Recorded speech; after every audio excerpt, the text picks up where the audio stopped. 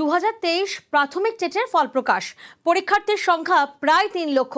পাশ করেছেন 6,754 জন, অর্থাৎ পাশের হার 2.5%-এরও কম।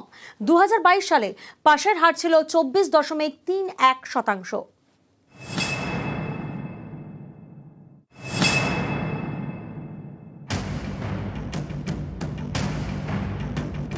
2023 সালের ডিসেম্বর প্রাথমিক শিক্ষক নিয়োগের পরীক্ষা হয়। এর 1 বছর 9 মাসের মধ্যে ফল প্রকাশ।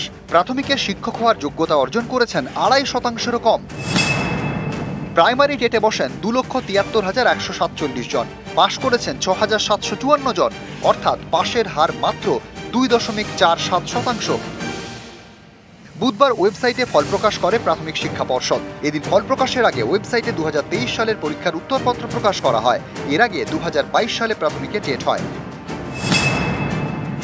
পরীক্ষায় বসেন 6,19,102 জন, পাশ করেন 1,50,491 জন, অর্থাৎ পাশের হার 24.31%। আর 23-এর টেটে পাশের হার 2.47%।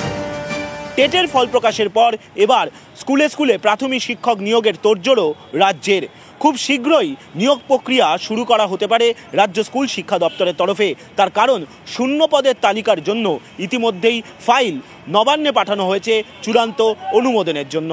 ক্যামেরায় সৌমেন দাসের সঙ্গে সোমরাজ বন্দ্যোপাধ্যায়, নিউজ 18 বাংলা, কলকাতা।